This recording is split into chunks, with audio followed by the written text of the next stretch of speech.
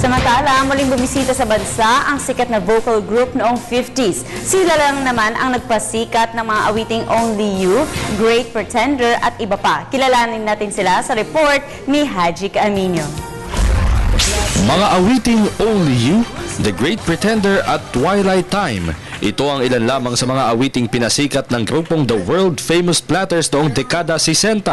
At ngayong taon, muli silang magbabalik bansa upang magtanghal ngayong April 3 sa Newport City Performing Arts Theater sa Pasay City.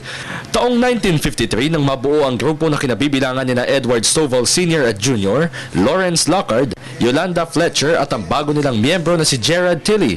Bahagi ng kanilang 2013 Asian Tour ang pagtatanghal sa bansa kung saan ay inaasahang aawitin nila ang ilan sa mga pinasikat na singles at medleys. Expect us to take them all the way back and do a complete stroll down memory lane. Because it's all about romance. So are you going to sing all your hits? Yes, sir. Yes, sir.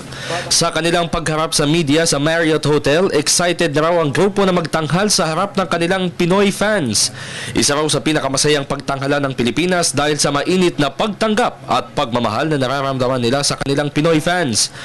Samantala, makakasama din ng grupo sa konsyerto ang ilan sa mga mahuhusay na Filipino singers na kinabibilangan naman ni na Mark Mabasa, Lilibet Garcia, Lucky Robles, Roel Quizon at JV Decena. Magkahalong kaba at excitement umano ang nararamdaman ng young singers.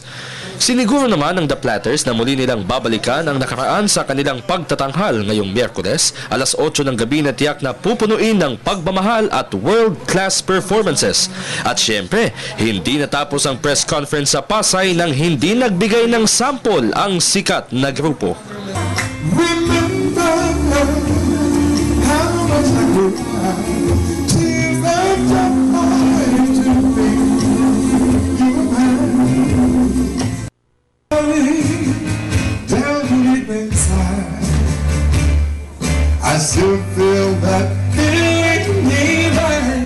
Para sa Telebisyon ng Bayan, Haji Camino.